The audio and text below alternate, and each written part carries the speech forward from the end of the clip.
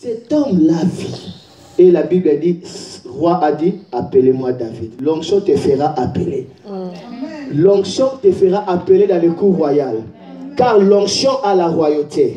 L'onction dégage la royauté. Directement, tu dois comprendre que la deuxième dimension de l'onction, il y a la royauté en elle. Celui qui a l'onction a déjà la royauté. Quand la Bible dit, tu regarderas un sacrificateur 5 ans, l'huile sainte sur sa tête est une couronne. Si tu as l'onction, tu as la couronne. Tu as la royauté, tu as la souveraineté. Avec l'onction, tu iras là où tu désires.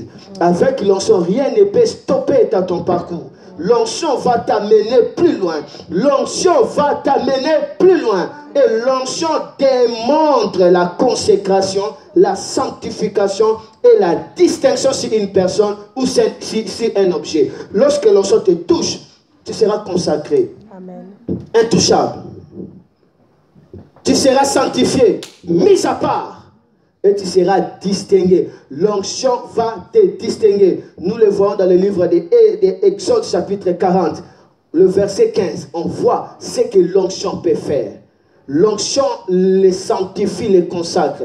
De même, or qui venait de l'Égypte, mais parce qu'on avait mis l'onction, ça devient sacré. Un jour, le roi Nabucodonosor a pris le même verre en or qu'on avait fabriqué, mais parce que c'était loin, lorsqu'il a pris ça, Dieu dit, c'est fini pour toi, tu seras maintenant rejeté. J'ai pesé ton royaume, je vu que tu ne pèses pas, tu seras rejeté. Et ce roi est mort, parce qu'il a touché à ce qu'on ne peut pas toucher. Il avait touché au verre qui était loin. L'onction de Dieu te fera consacrer, te fera sacré, te fera sanctifié et tu seras mis à part. Si tu veux être intouchable, cherche l'onction. Si tu veux être inviolable, cherche l'onction. Si tu veux être, alléluia, imbattable, cherche l'onction dans ta vie. Une vie, ouais, c'est une vie distinguée, mise à part, qui est appelée à aller plus loin. Alléluia.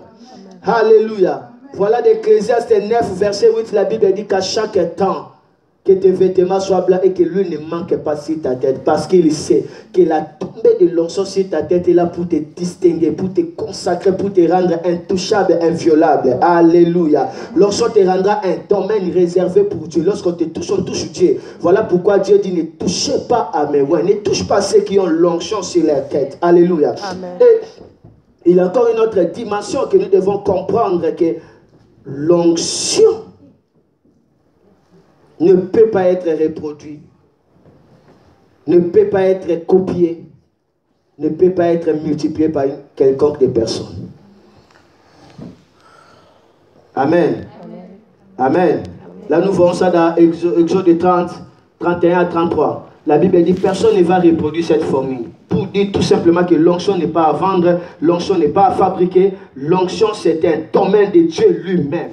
L'onction c'est un domaine de Dieu lui-même. Personne ne doit imiter ce que Dieu a mis pour toi. Personne ne doit recopier ce que Dieu a mis pour toi. Personne ne doit le reproduire. Personne. Ce que Dieu a mis pour toi, c'est pour toi. Personne n'a le droit de le reproduire. Donc, l'onction, c'est le domaine de Dieu lui-même pour toi. Pour te dire que si tu es loin pour Dieu. Tu es loin pour Dieu. Et personne d'autre n'a la possibilité de dupliquer ta vie quelque part. C'est pourquoi je mets fin à une vie de copie au nom de Jésus. C'est pourquoi j'ai mis fin à une vie de copie au nom de Jésus. Toute photocopie de ta vie est tuée par l'onction de Dieu. Car l'onction n'aime pas de photocopie. Là où il y a l'onction, on ne peut pas photocopier. On ne peut pas photocopier. À partir de maintenant, ta vie ne sera pas représentée quelque part. Ta vie ne sera pas représentée quelque part. Ta vie ne sera pas photocopiée quelque part. Tu seras l'original pour toujours au nom de Jésus-Christ. À cause de l'onction, ta vie devient réservée pour Dieu. Ta vie devient mise à part pour Dieu. Ta vie devient consacrée pour Dieu. Quelqu'un peut acclamer le nom du Seigneur Jésus. Je m'arrive à la fin. Celui qui reçoit l'onction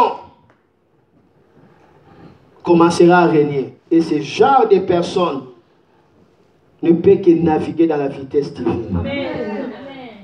Lorsque Saoul a reçu l'onction dans 1 Samuel 10, la Bible dit, de là tu iras plus loin. L'onction va provoquer à toi l'accélération. L'onction va provoquer à toi la vitesse. L'onction fera que tout ce qui te concerne avance. Reçois l'onction au nom de Jésus. Reçois l'onction au nom de Jésus. Reçois l'onction au nom de Jésus. Là où il y a l'onction, le blocage se brise. Là où il y a l'onction, la voie est libre.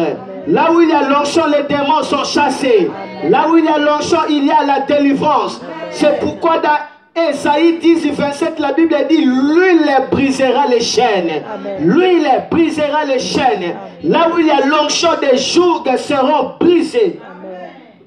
Les jougs, c'est les bois que l'on pose sur le bœuf, avec laquelle ils sont attelés pour tirer un chariot ou une charrie, plein de choses. Il y a des gens sur lesquels on les a fait comme, on les a mis des jougs dans leur vie. Il fait que tirer des problèmes, tirer des fardeaux.